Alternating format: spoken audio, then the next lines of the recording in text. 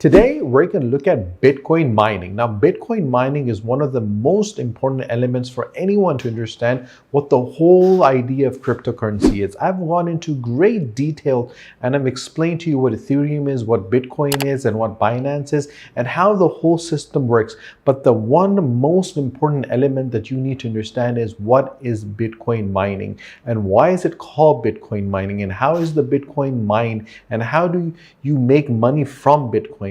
The purpose of this video is to help students understand that once they go abroad to any university in the world and they're living in the UK or the US or Canada or Australia, they can actually work, they can invest, they can manage their funds, their living expenses and the tuition fee by mining, by investing, by trading on different platforms that are available for the cryptocurrency. It is a new reality that we all are going to face, and we need to understand what it is and how it works. So without further ado, let me explain to you, let me show you in this presentation, in this video, what is Bitcoin mining. Now, the first most important thing that you need to understand is the fact that the Bitcoin is decentralized. I've already explained to you the system and the banking system, but I'm going to go over it for you to understand because this is going to be the basis to understand what Bitcoin mining is and how it works. Like basically, Bitcoin was created as a decentralized alternative to the banking system. This means that the system can operate and transfer funds from one account to the other without any central authority. So basically, that the bank actually maintains a ledger with a central authority, and transferring money is easy. You just tell the bank you want to remove $50 from your account and then you add it to someone else's account.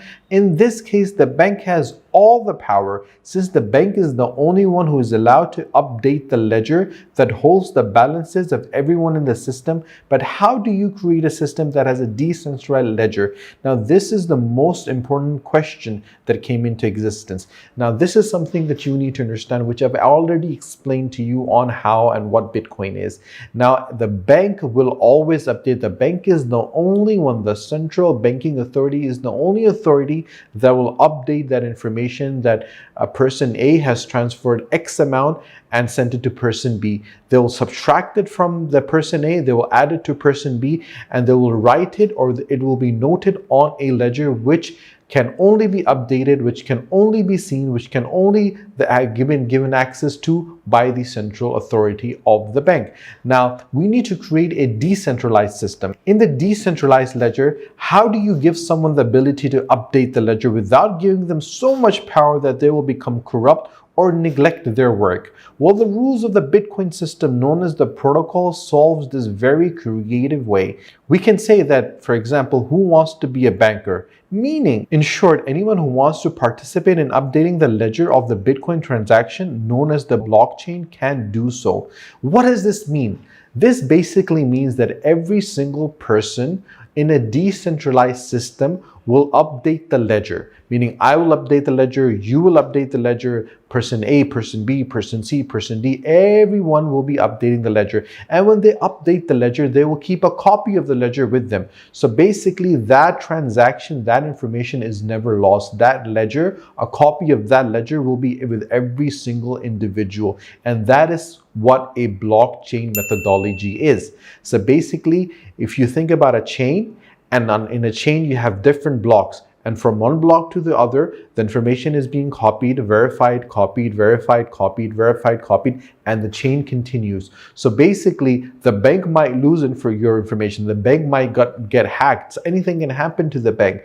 The government get access to it. Anything can happen to the ledger. But in a decentralized methodology, like in the Bitcoin, like in the cryptocurrency, you have a blockchain methodology, a ledger, and a copy of it with every single person that is mining it or is acting like a banker who is adding on to that information. Now, having understood that, and if you have not understood decentralized and the Bitcoin and a centralized system, you can always drop me a message on WhatsApp. I'll try to explain this to you one-on-one.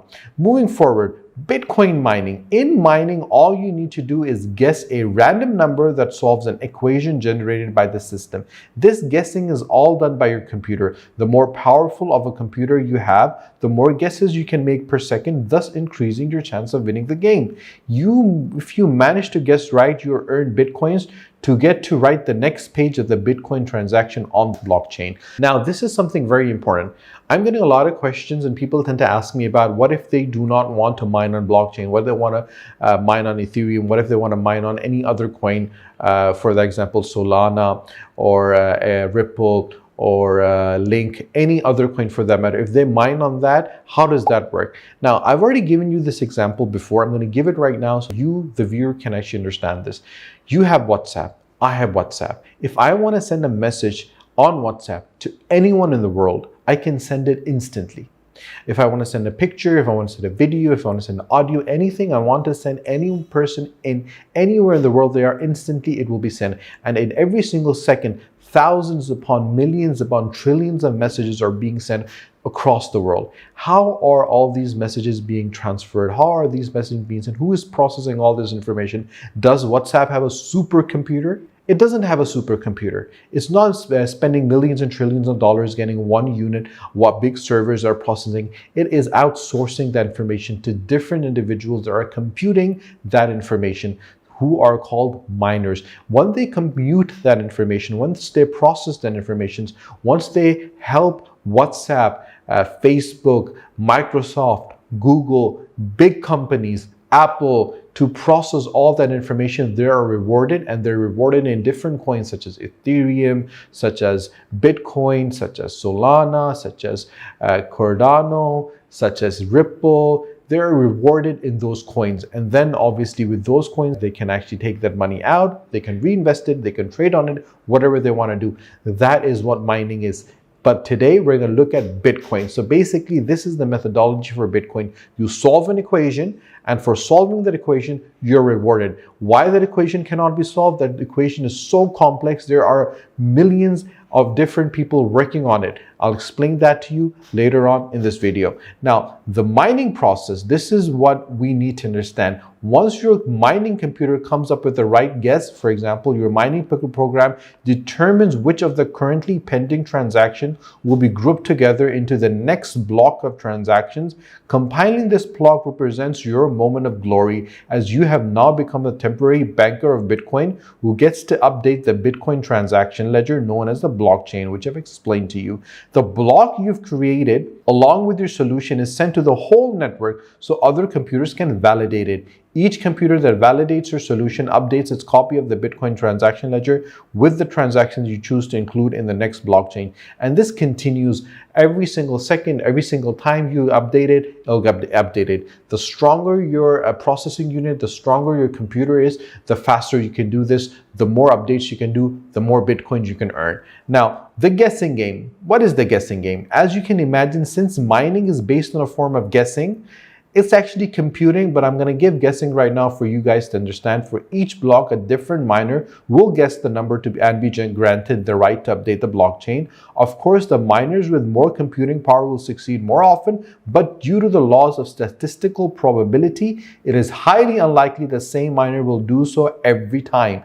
After this stage is complete, the system generates a fixed amount of Bitcoins and rewards them to you as a compensation for the time and the energy you spend in solving the math problem. Additionally, you get paid a transaction fee that were attached to the transaction you inserted into the block. So that's Bitcoin mining in a nutshell. It's called mining because of the fact this process helps mine new Bitcoins from the system.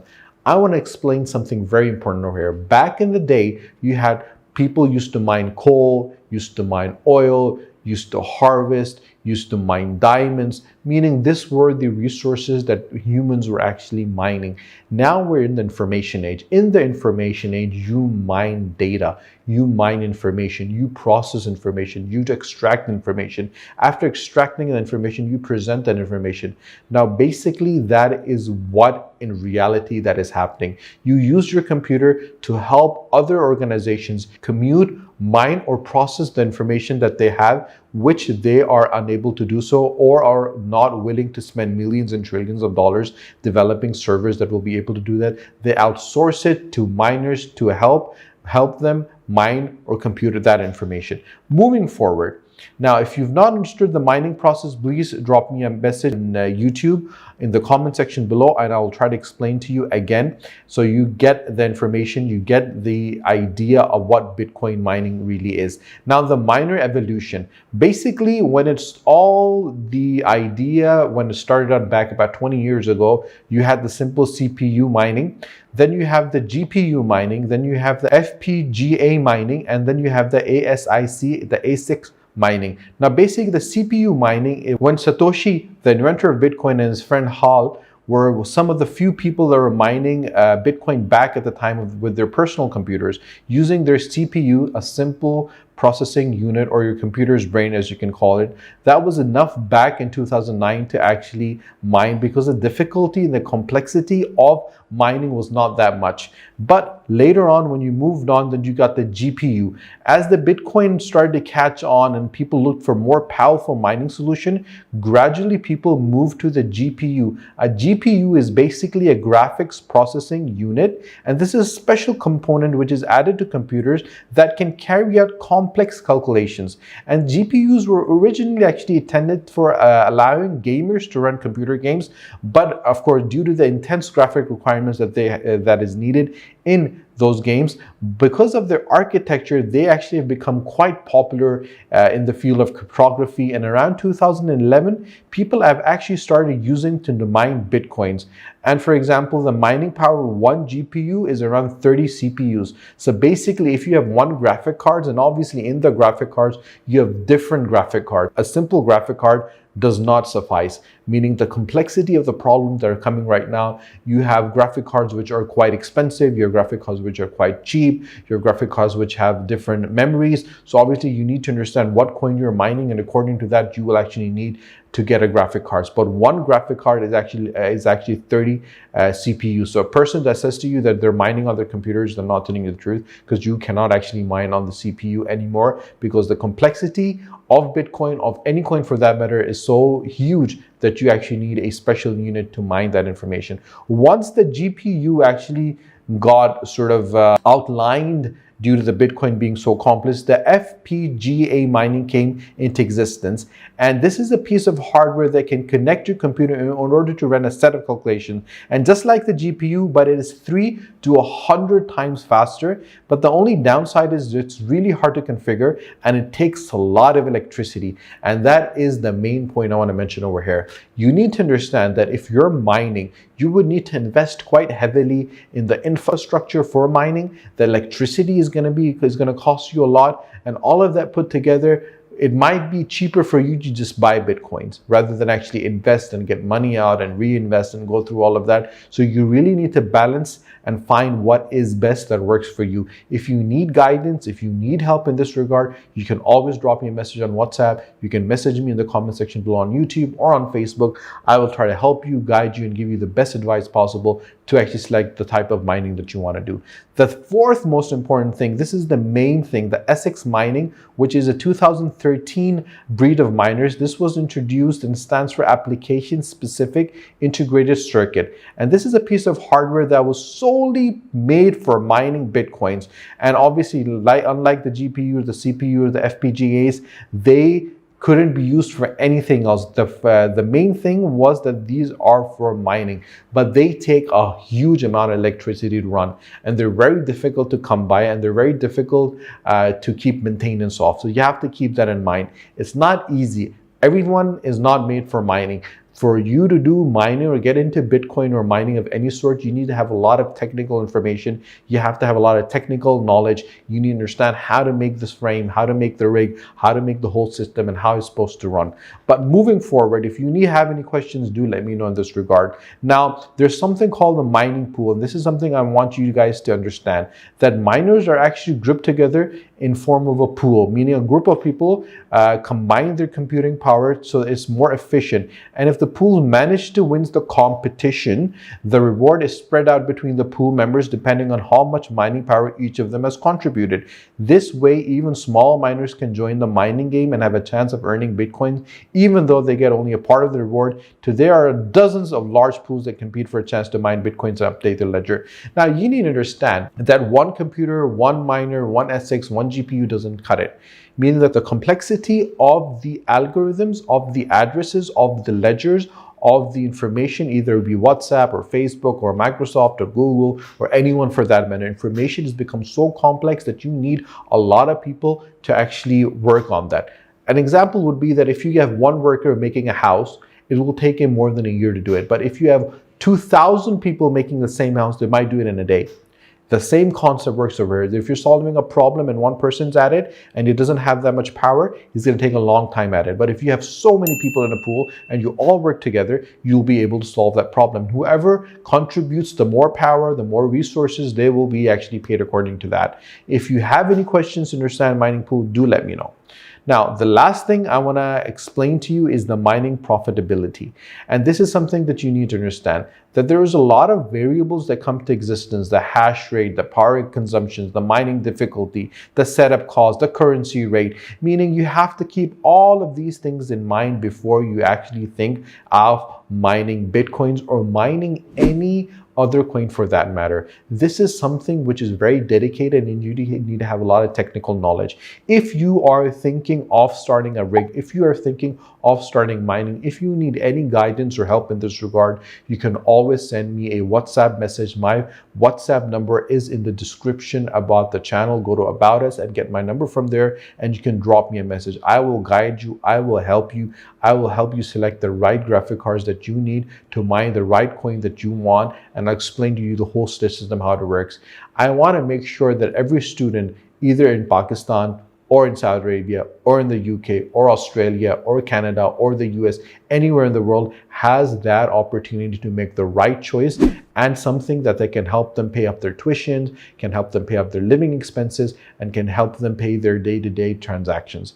And that can help them live a comfortable life. If you have any questions, please drop me a message on WhatsApp, on Facebook, and if you have not subscribed to my channel, please do subscribe to my channel and do not forget to press the bell icon. Until our next video, take care. Allah Hafiz.